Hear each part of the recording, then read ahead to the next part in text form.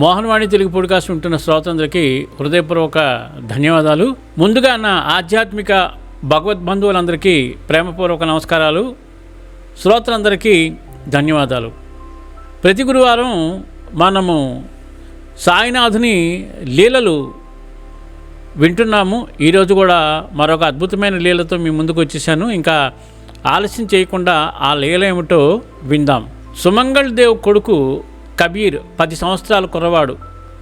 థియోస్పాండిలైటిస్ అనే వ్యాధికి పెద్ద శస్త్రచికిత్స ఆ పిల్లాడికి జరగవలసి ఉంది. తల్లి సుమంగళ చాలా ఆందోళనగా ఉంది. ఆపరేషన్ అయిన తర్వాత పిల్లడు ఆ బాధను ఎలా తట్టుకుంటాడో అన్న ప్రశ్న ఆమెను వేధిస్తుంది. అదికాక హాస్పిటల్కు కట్టవలసిన డబ్బు సమకూరడం కూడా ఒక సమస్య అయిపోయింది. ఇంతలో తలుపు దగ్గర ఎవరో వచ్చినట్లు చప్పుడైంది. ఒక ఫకీరు నిలబడి ఉన్నాడు. 25 పైసలు అడుగుతున్నాడు. ఆమె దగ్గర చిల్లర లేదు కాబట్టి 2 రూపాయల నోటు ఇచ్చింది. కానీ ఫకీరు 25 పైసలు కావాలని కూర్చున్నాడు. ఆమె దానికోసం వెతికింది కానీ దొరకలేదు. చివరకు ఫకీరే ఒప్పుకొని 2 రూపాయలు నోటు పట్టుకుని వెళ్ళిపోయాడు. ఆమె ఆశ్చర్యపోయింది. ఎందుకంటే ఆ ఫకీర్ ఇంకా ఏ అపార్ట్మెంట్కు వెళ్లకుండా బయటికి వెళ్ళిపోయాడు. బాబానే అలా వచ్చి వెళ్ళారని ఆమె అనుకుంది. ఇది జరిగిన తర్వాత ఆమెకు డబ్బు రావడం మొదలైంది. ఎంతోమంది బంధువులు, స్నేహితులు ధన సహాయం చేశారు. 1998 ఏప్రిల్ నెలలో కబీర్కు శస్త్రచికిత్స చక్కగా జరిగింది. 4 రోజుల వరకు జాగ్రత్తగా ఉండాలని డాక్టర్ చెప్పాడు. ఆ తర్వాత మాత్రమే అతడు నడవగలడని చెప్పారు. కానీ డాక్టర్లే ఆశ్చర్యపడేలాగా కబీరు 3 రోజులకే నడవగలిగాడు. అంత తొందరగా కోలుకోవడానికి బాబా కృపే కారణం. దానికి తోడు బాబా ఊది మహిమ. ఆపరేషన్ జరగడానికి ఒకరోజు ముందు అప్పా షెల్కే అనే భక్తుడికి బాబా కలలో కనబడి, ఏరా ఇంకా నిద్రపోతున్నావా, లే చూడు ఆ పిల్లడు జబ్బున పడ్డాడు అన్నారు. అప్పాకు ఒక మనవడున్నాడు. కానీ అమ్మ పిల్లడు ఆరోగ్యంగానే ఉన్నారే అనుకుంటూ అప్పా మళ్ళీ నిద్రలోకి జారుకున్నాడు. తర్వాత మళ్ళీ అదే బాబా మాటలు వినబడ్డాయి. కానీ ఈసారి కూడా అప్పా అదంతా భ్రమ అని సరిపెట్టుకుని మళ్ళీ నిద్రపోయాడు. 3వసారి బాబా అన్నారు, నా షట్కాతో కొట్టమంటావా లేక లేస్తావా? అది విన్న అప్ప కూతురింటికి పరిగెట్టాడు. అక్కడ కూతురు కొడుకు బాగానే ఉన్నారు.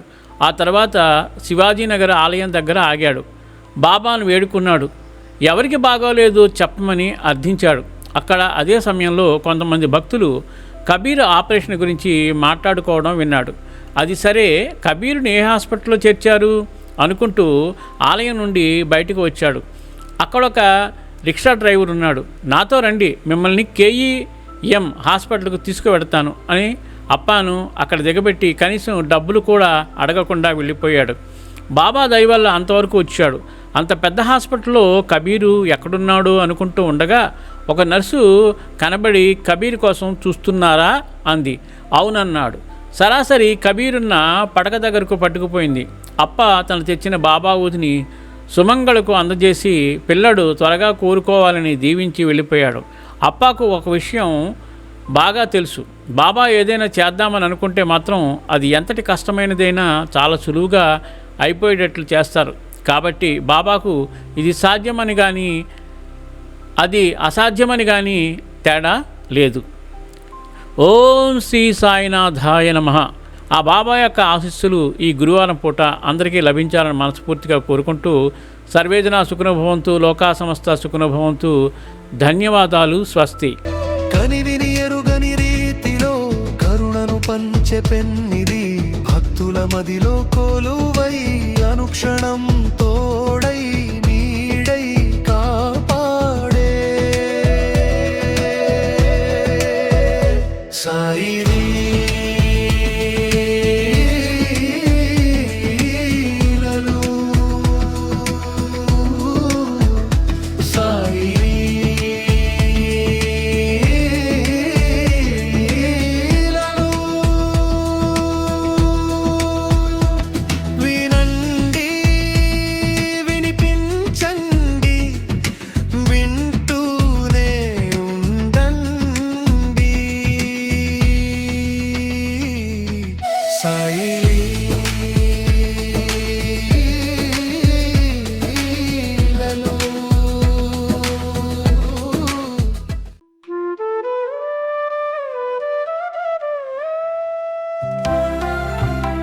సత్సంగం సత్సంగం భగవంతుని లీలలు సాధు సత్పురుషుల గాథలు మహాత్ముల జీవిత గాథలు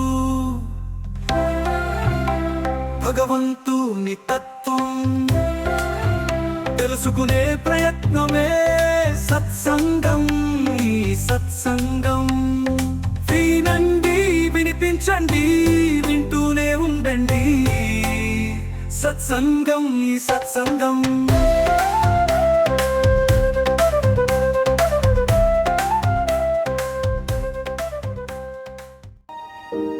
అనగా అనగా అనగనగా మీ మోహనవాణిలో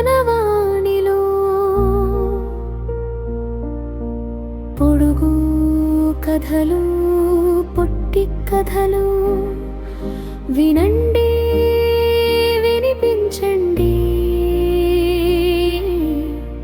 వింటూనే ఉండండి అనగా అనగా అనగనగా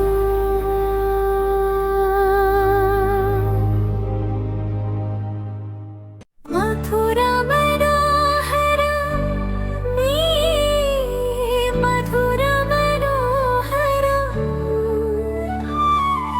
భావత వితల హరివిల్లు మనసు పులకింతల విరిజల్లు నీ మదిని దోచే మయమరపుల ప్రణయ జల్లు హృదయాన్ని స్పృశించు భావగీతాలు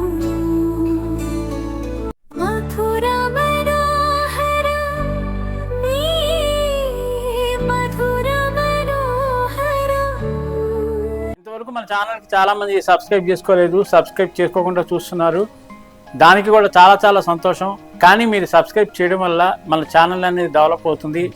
అలాగే లైక్ చేయడం వల్ల యూట్యూబ్ 10 మందికి షేర్ చేస్తుంది. కామెంట్ చేయడం వల్ల 10 మంది మన కార్యక్రమాల వైపు మొగ్గు చూపుతారు. అలాగే ఎక్కువ మందికి షేర్ చేయడం వల్ల మన ఛానల్ అనేది అభివృద్ధి చెందుతుంది. ఏది ఏమైనా మీ చేతుల్లోనే ఈ ఛానల్ యొక్క డెవలప్మెంట్ ఉంది. మమ్మల్ని సపోర్ట్ చేస్తాను మనం కోరుకుంటూ సర్వేజన సుఖినో భవంతు, లోకా సమస్త సుఖినో భవంతు. ధన్యవాదాలు. స్వస్తి. మోహనవా